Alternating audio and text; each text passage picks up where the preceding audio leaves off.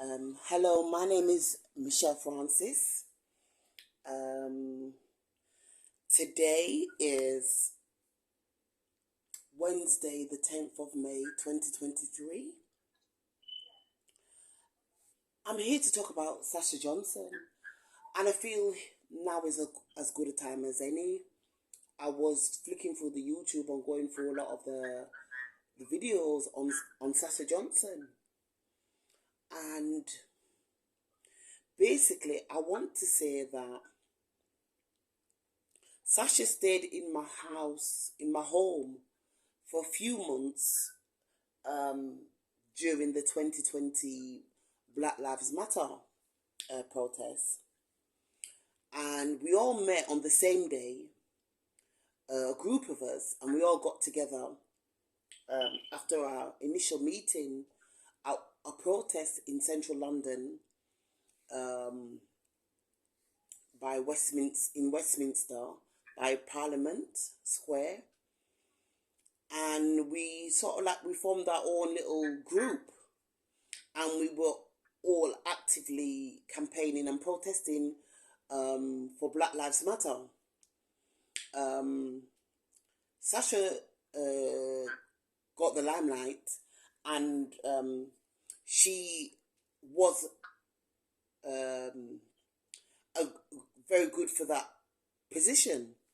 She was young, she looked good in front of the camera, she had a natural flair, she had a lot of potential, she was intelligent, articulated, and basically she was staying in my home with the rest of the group. Even though I've only got a one-bedroom flat, everybody was crammed in this flat, the whole group of us, and we were all campaigning together. So Sasha rose to prominence from my house. Now, I'm saying this because there's a gentleman, a black gentleman, on a video on the YouTube, and he's from America, and he says he would like anybody who knows Sasha and knows what was going on leading up to the incident where she was shot and left paralyzed, if they could get in contact with him. So I'm making this video.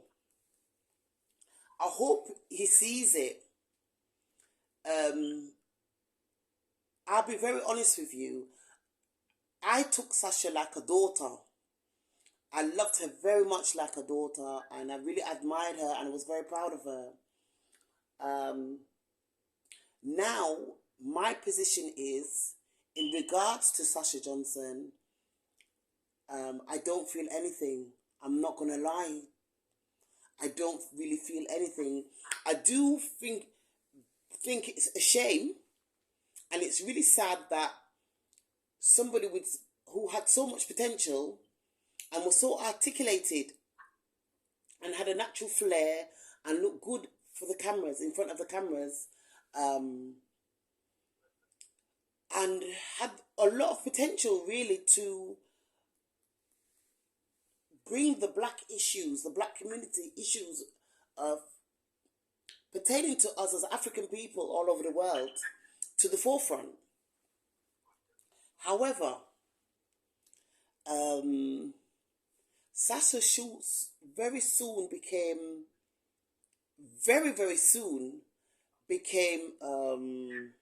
absorbed in herself.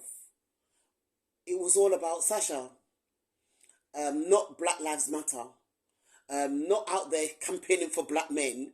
It was all about Sasha, and I'm not frightened to say, in my opinion, she had become, and I say she had become, an opportunist. I can't pronounce it. It's a bit of a tongue twister for me. She had become self-absorbed and an opportunist.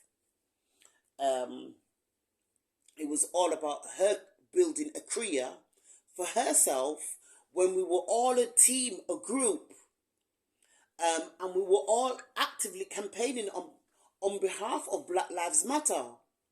And it suddenly became all about Sasha and Sasha's career opportunities, and then it moved from Black Lives Matter to all kind of social lockdown and this and that and the other, which has nothing to do with the issues and the concerns within our community as Black African people around the world. You know, I've never heard Sasha take up the issue of reparations. It's all about, you know, herself and her career and her opportunities and making a mark for herself and making a name for herself, you know, and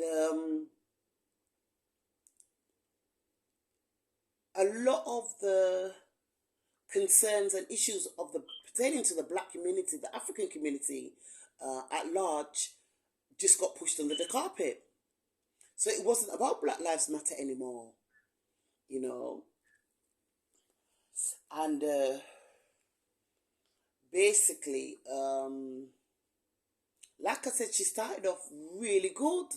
She was a very good speaker for a young girl to come out and, you know, have that fiery spirit in her, that rebellious spirit in her. It was really good. And like I said, she started off brilliantly.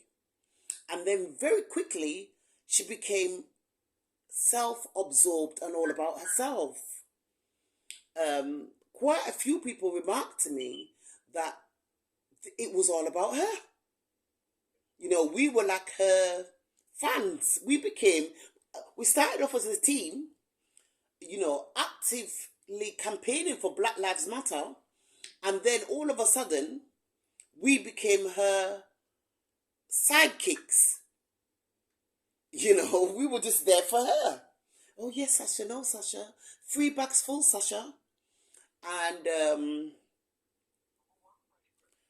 basically, a lot of this guy, this Black guy in America, he said, well, he doesn't know what Sasha was like. He's supportive of Sasha. And he's very sad to hear the news about Sasha. But he said he wants to hear from people, you know, who know her, who really know the real Sasha and really know what was happening.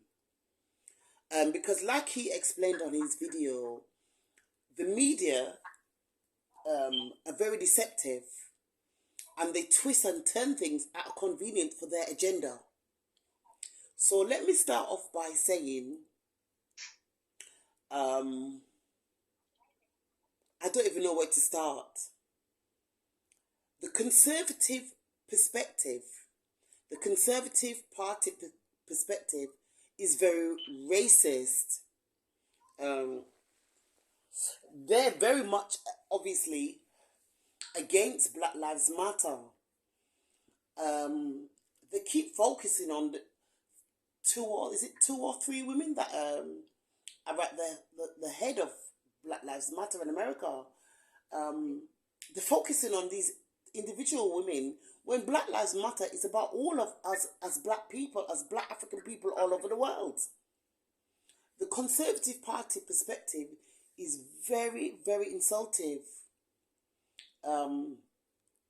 Not just to Sasha, but to every one of us as Black African people all over the world.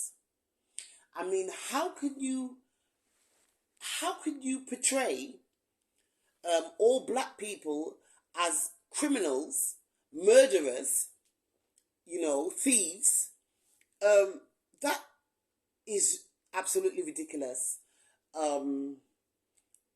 White men are more violent than Black men. That's a fact. Some of the most horrific crimes that have been committed and have been, you know, prominent in the news have been white men slaughtering, raping, and mutilating women, large numbers of women, going around, being left on the run for months and years, not even months, years and years at a time. Even children, Ian Brady and Myra Hindley, they were white. Those were young children that they were raping and mutilating and dumping their bodies all over the moors. So white people, in my opinion, are much more violent Because I was watching these videos about Sasha Johnson, and he says it's from a Conservative Party perspective or a conservative perspective, and they're saying that all these black men uh, that are victims at the hands of the police, they're not really victims and they deserve what they get because they're saying black men are more likely to be violent. And it's not true. I mean, the Conservative Party is saying it's not a black and white issue. And at the same time, they're saying black men are more likely, or black people are more likely to be violent and murderers. Then how can you say it's not a black and white issue? That's very racist, and it is a discrimination. Racial discrimination is a major factor in all of this. Because like I said, Ian Brady, I'm just giving you one example out of a trillion. Ian Brady and Myra Hindley, the most notorious, evil, wicked murderers who murdered and mutilated and raped children and chopped up their bodies all over the moors for years and years, hundreds of children. They weren't shot by the police and beat up by the police. And the police didn't stand on their neck. They had the right to receive a fair trial. They had a right to be treated with humanitarian. They were given their human rights. So how can you say black men, in particular, are more likely, deserve what they get because they're more likely to be violent? I mean, it's ridiculous. And they're showing pictures of George Floyd saying he deserved what he got. But yet, they're saying, this is the Conservative Party perspective, yet they're saying, they don't say Ian Brady and Myra Hindley deserve the same treatment. Look what they did. So clearly, this is a black and white issue. Black Lives Matter is relevant. And the Conservative perspective, they're trying to downplay the need for Black Lives Matter, and they're trying to put these women, who are at the helm of Black Lives Matter, the founding of Black Lives Matter, through a lot of stress and problems, because Black Lives Matter is relevant. It's very, very relevant. And what I wanted to say, like I said, we're talking about Sasha Johnson.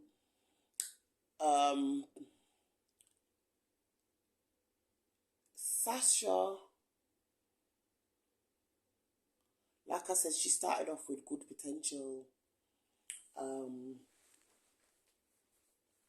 She's a very beautiful black young lady, and she was very articulated, very beautifully spoken. And she had a flair with the cameras, and she was very confident. She wasn't frightened of the camera.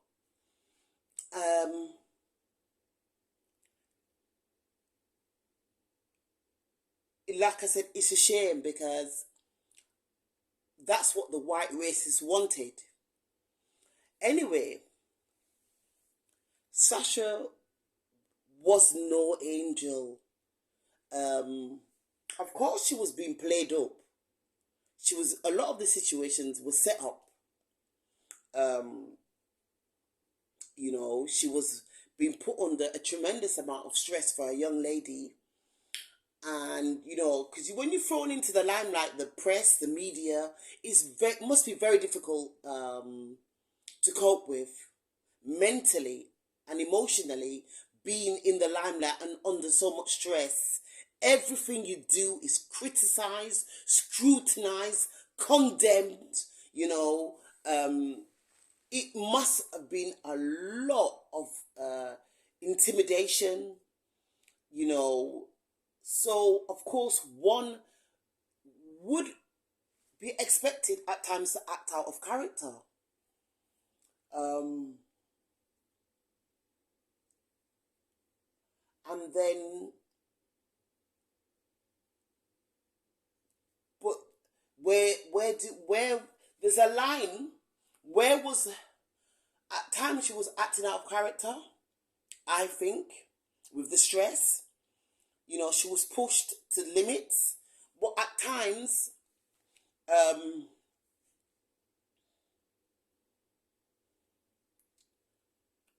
she was pushed to limits. But it was very difficult um, to tolerate um, Sasha over a long period of time, um, because of course she was pushed to the limits, but so was everybody else. It wasn't all about Sasha. Everybody was pushed to the limits. You know, we were all pushed to the limits. And then when I've been looking at a lot of her videos, and when she speaks about, oh, black people, you need to unite, we need to love each other, we need to respect each other, we need to pull together. And then I was showing so much understanding towards Sasha, and Sasha didn't have no regard for me. She doesn't regard anybody else. It's all about her. And that was a lot that I tolerated. Honestly, God, how I tolerated it, I don't know. I don't know. I don't know how I tolerated it. But she took the piss. She really teared the arse out of it. I'm not even gonna lie to you. This is absolutely no exaggeration. I'm not exaggerating, you know, in any way. Her behavior and her attitude in my home was terrible over a few months. This was. And it was every night, every day, you know. Like I said, you know, at the time I felt very sympathetic towards her because I really wanted her to succeed, you know, not for her, but for all for Black Lives Matter. I really want Black Lives Matter to be successful because despite what negatives people put out there about Black Lives Matter, we need it. We need Black Lives Matter. We need it. It's relevant. So Sasha teared the ass out of it, and she wasn't the only one. Like I said, in hindsight, everybody must have been under a lot of stress, you know. And people handle things in different ways at different times, you know.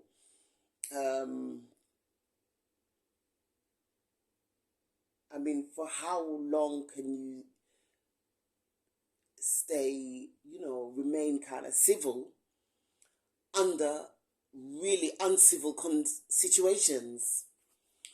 But like I said, she wasn't the only one. We were all going through it. We were all a team, all a group.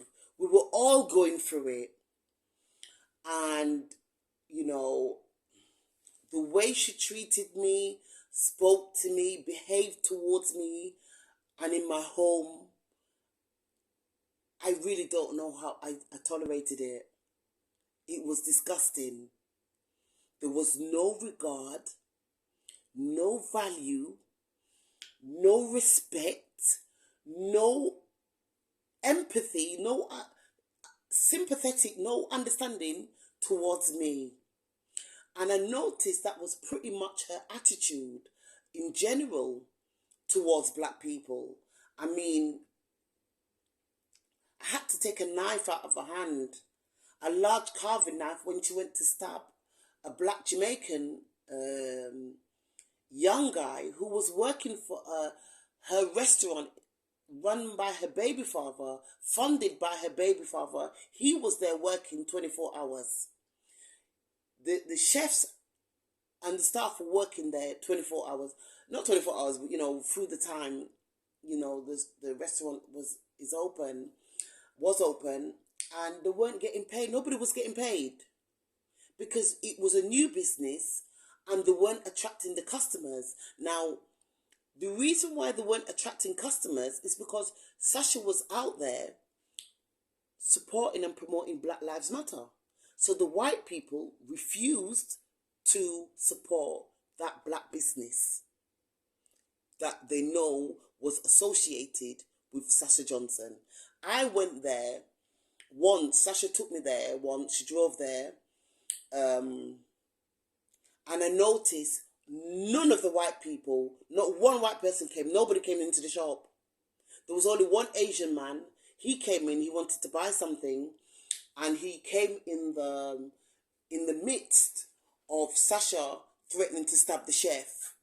So, that they just turned around and told him to fuck off. So he went, oh, sorry. That was the only customer that was willing to try and support that black business. And I doubt he ever came back again.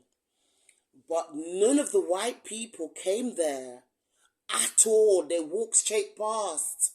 Now, I know for a fact the way the systemic racism works, and the racist media, they set it up to put racist people off, or the white people in Oxford, to put them off going to that Jamaican black-owned restaurant. Nobody came. Not one person. There was no customers. So no profit was coming in. So the staff couldn't get paid. But Sasha was still taking money out of the business to buy clothes, to fund her, her living expenses, while she protested for Black Lives Matter, or campaigned for Black Lives Matter, and that sort of thing. And the poor chef, the poor black Jamaican male chef, wasn't getting anything. The rest of the staff, none of the staff were getting paid. The waitresses, the waiters were not getting paid. Nobody was getting paid. And then on top of it, her baby father was running the restaurant. It's his business, really, but he put it in his and Sasha's name. He was looking after Sasha's children as well. One of them are his. The other child is to another man, but he accepts the two children as his own. So Sasha has no respect. The way she talked to her baby father, the way she talked to everyone. Oh my God, I just couldn't believe it. And it was all about her. Then she went in the bathroom. She wanted to commit suicide. And then it's all about her again. That was another 3-4 hours. And I was really tired. I'd already been there 10 hours watching her trying to stab the chef. And then, I was really tired.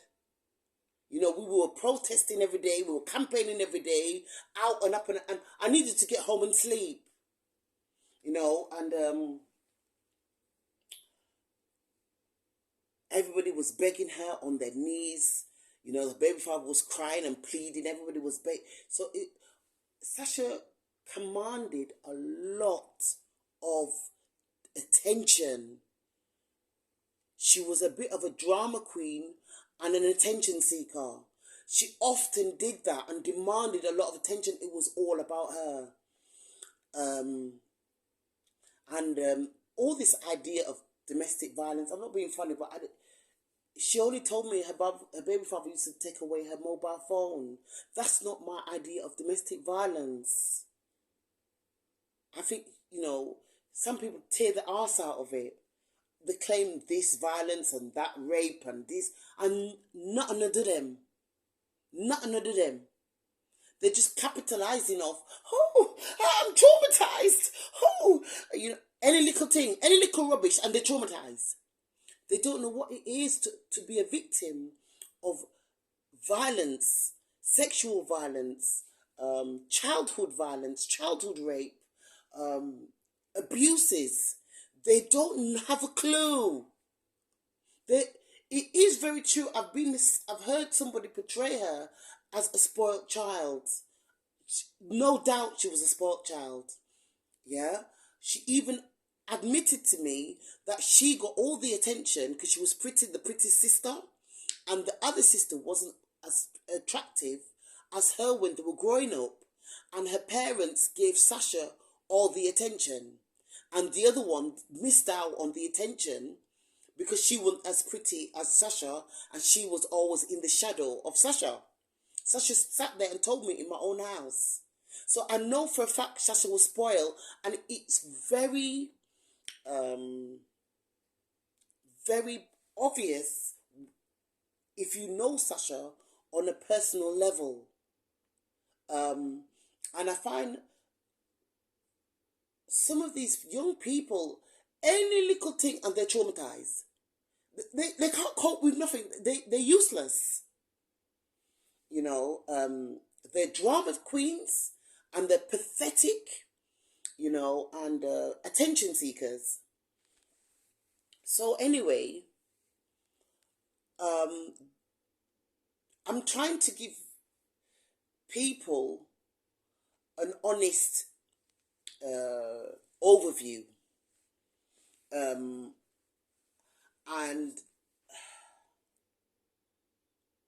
Sasha was terrible. I just can't help saying that.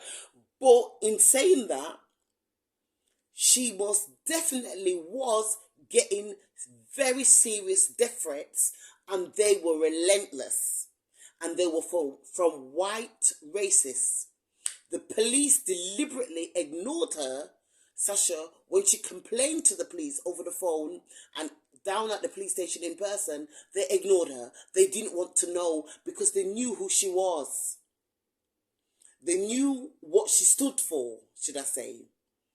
And because of that, they discriminated against Sasha Johnson. They discriminated against her on the grounds that, she was a representative of Black Lives Matter, and that she was a black woman, and that she was a beautiful young black woman with a beautiful voice, and everybody loved her. She was brilliant for the cameras. And they were very despising her because of that. I know she wasn't perfect, but I know for a fact they were racist and jealous of Sasha. And it was very true. I'll repeat it yet again. Sasha was repeatedly getting death threats, very serious death threats, very wicked and cruel death threats by white racists on a regular basis. And Sasha was very shook up and frightened, to the extent where she was very cautious when she was going out. She'd look both ways. She was very frightened. At all times, she was very conscious of her safety. And this is because the police were not protecting her.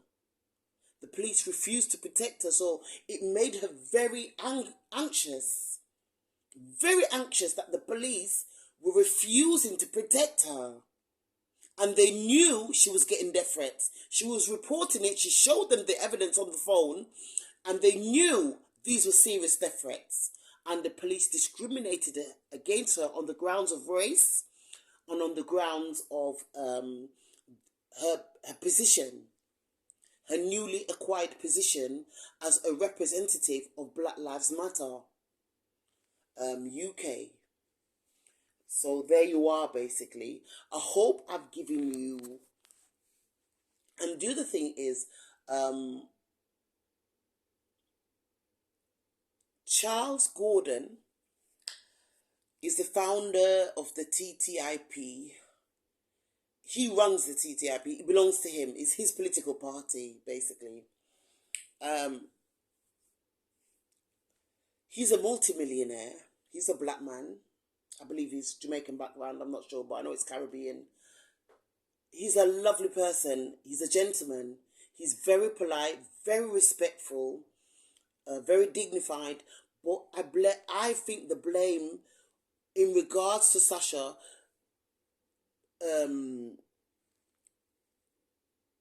is partly the police. Is part a lot of it is the police, but it's partly, should I say, it's a lot on the police. The liability, a lot. A lot. She complained about the threats and they deliberately ignored her. It wasn't just an accident. They deliberately and intentionally ignored her and put her life at risk from neglect and neglecting their duty towards her and refusing to protect her. And also is partly Charles Gordon responsibility as well, because he threw her into the lion's den, straight into the deep end. There was no training, there was no preparation. I mean, that party was not a disco. It wasn't a disco, how they put in the newspaper. That party is a notorious house. I was told by a Jamaican woman who knows Sasha very well. She was supposed to go to the party with Sasha because she told me, this lady, and she knows Sasha's family. She's known them for a long time. She knows the house. She knows the people in the house that run the house, and that place is notorious for trouble and stabbing and shooting and drugs and all this kind of thing. And Sasha should not have put herself in a position to go there. But Sasha loved Badman. And she loved Badman lifestyle. She loved Badman. You understand me? So, I'm not really going to go into furthermore because I'm getting pretty tired. But she should have been prepared, prepared for her role. That, and trained up properly, and really had a good talking to by Charles and saying, listen, you have to, if you're going to take up this position, you have to let go of the old lifestyle, because it's not conducive with your new role, basically. Your new position, serving the public, and being in the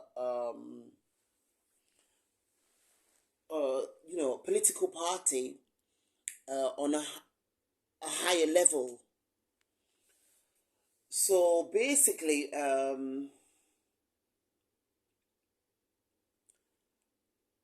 yeah, because you can't be mixing in them kind of dirty nasty party and I go on, always looking for bad man. All the men you look for, they have to be gunman, bad man, all them kind of, you have to leave. If you choose a certain career, that career is not a 9 to 5. That career is 365 days of the year, 24 hours, 7 days a week. You're being watched. When you go to the supermarket, you have to be wary and conscious of your behavior and the standard and the example. So she wasn't prepped at all. She was not trained. Charles Gordon didn't do it on purpose. He didn't do it intentionally. It was neglect. It wasn't willful. It was reckless, but it wasn't willful. And it was neglect on his part. And in my opinion, and I feel Charles Gordon had every good intention for Sasha. He was very proud of her. He had every good intention. Uh, and Sasha has got a strong personality. But she would have listened to Charles because she respected Charles. She would never listen to somebody like me, but she would have listened to Charles. If Charles had already sat her down and said, listen, this is what we're going to do. I'm giving you the advice now, and I'm letting you know the sort of expectations we have as a political party from our members uh, and those who act in public service. And if she can't adhere to that standard, then she can't be given that position. You know, so he should have given her the rundown that you can't associate no more with that kind of lifestyle and those kind of boyfriends. You know, this bad man, and people are saying, well, what do you mean not them kind of boyfriends? Well, not all black men have to be a gunman and selling drugs. You can find a decent black man who is not selling drugs and is not a gunman. And it's good for you, you know. She talks about domestic violence, Sasha. And she's always going for the same type of man, the always bad man. You know, I'm not going to say no more there because I don't want to mention people's name, but yeah, you know, attitude. Some of them have got real dirty, stinking attitude. And she loved them type of man there. So anyway, yeah, basically, that's it really. I'm not going to go into too much more. She was having private meetings with Tommy Robinson. She told me this. And this was openly known in the group. But I didn't have nothing to do with it. I told Sasha to keep away from Tommy Robinson, but of course Sasha wouldn't listen to me. And Sasha was having private meetings with Tommy Robinson in his house, privately. I wasn't there. I wasn't aware of the content of conversation that they had because Sasha never discussed it with me. She refused to discuss it with me. At the time, I was practicing Islam.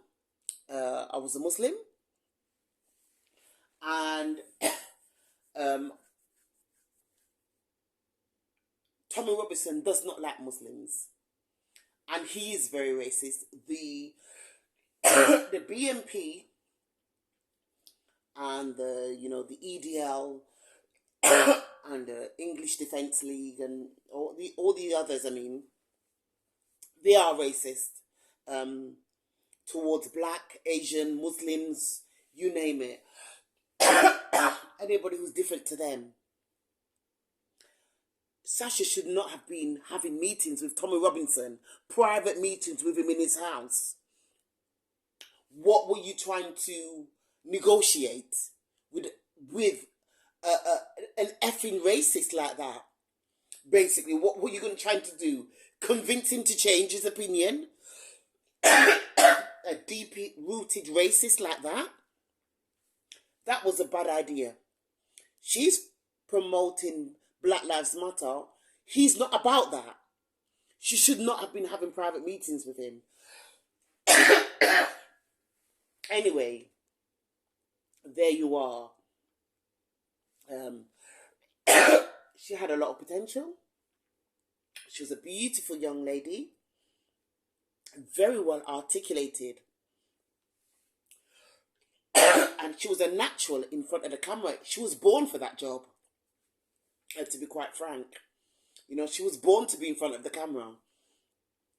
And, the Conservative Party didn't like her. I think they were very jealous as well as very racist. Because she had style. Excuse me, I'm coughing all over the place. Sasha had style. Sasha had charisma. She was loved by the people. The Conservative Party saw her as a big, huge threat. And there you are. Sasha was a big, huge, major threat She was a natural. She was born for that job. She wasn't some stiff like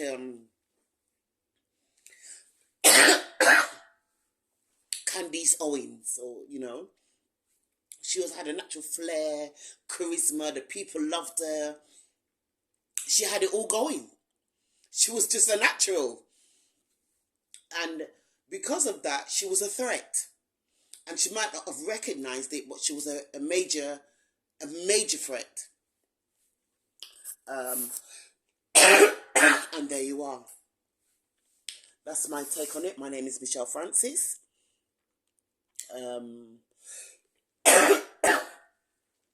Sorry for the coughing. And if anybody wants to get in touch with me, my email will be in the comments. Thank you very much for listening.